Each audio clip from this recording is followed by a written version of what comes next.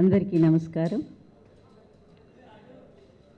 నిన్న ఆంధ్రప్రదేశ్ ముఖ్యమంత్రి చంద్రబాబు నాయుడు గారు అర్ధరాత్రి మాట్లాడుతూ తన గురించి తను మామూలుగానే అతిగా పొగుడుకోవటం జరిగింది. తనంత నీతివంతుడు, తనంత విశ్వాసపాత్రుడు, తనంత మాట తప్పనివాడు అసలు రాజకీయ చరిత్రలోనే లేరని చెప్పి ఆయన చెప్పడం జరిగింది. దాంతోపాటు ప్రతిపక్ష నాయకుడు అతని మీద ఇక మామూలు తిట్లు కాదు, భయంకరమైనటువంటి తిట్లు తిట్టడం జరిగింది. ఒక ముఖ్యమంత్రి స్థాయిలో ఉండేటువంటి వ్యక్తి ఇంత నీచానికి దిగజారిపోయి ఎందుకు ఈ విధంగా చేస్తున్నాడని ఆలోచిస్తే ఈ మధ్య జరిగినవన్నీ కూడా ఈ కేసులన్నీ ఓటుకు నోటు కేసు దగ్గర నుంచి ఆఖరికి నిన్న ఐడి గ్రిడ్ దగ్గర నుంచి కేసులన్నిటిలో కూడా ఇరుక్కున్నటువంటి చంద్రబాబు నాయుడు దాని నుంచి తన సొంత సర్వేలో కూడా తెలుగుదేశం పార్టీ పూర్తిగా ఓడిపోతుందనేటువంటిది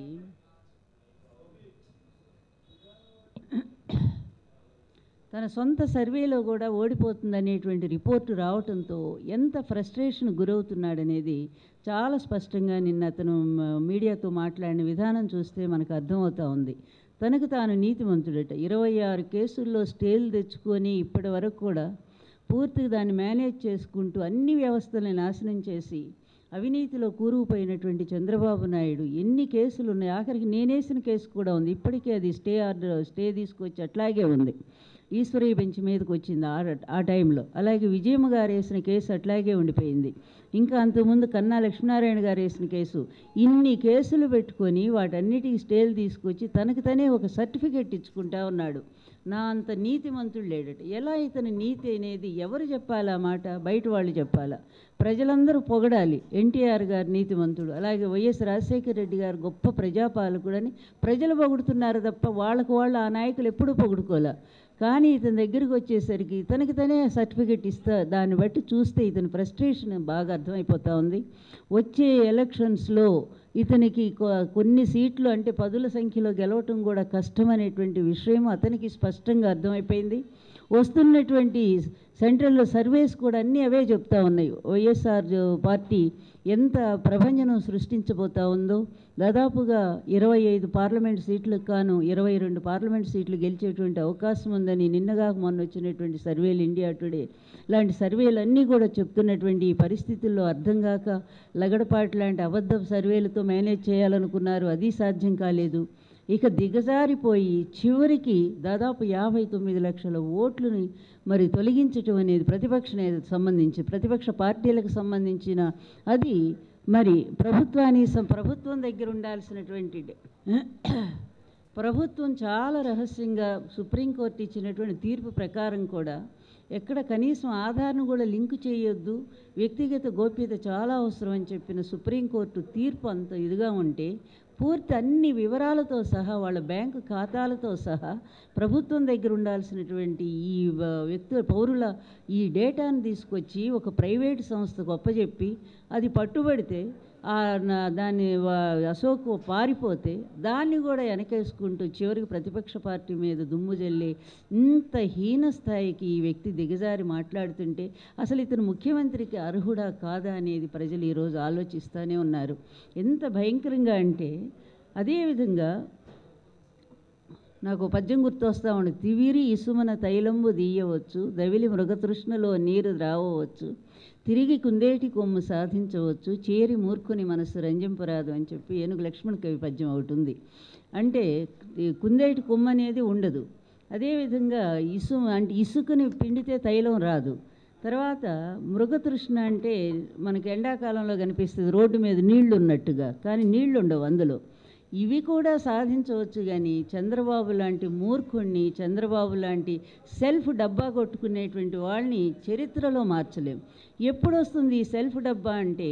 పూర్తిగా స్వార్థం నిండినటువంటి వాళ్ళు, అవినీతిలో కూరుకుపోయినటువంటి వాళ్ళు, సమర్థవంతమైన ప్రజా పరిపాలన అందించలేనటువంటి వాళ్ళు మాత్రమే ఇలా సొంత డబ్బాలు కొట్టుకుంటారంటానికి ఈయనే ఉదాహరణ.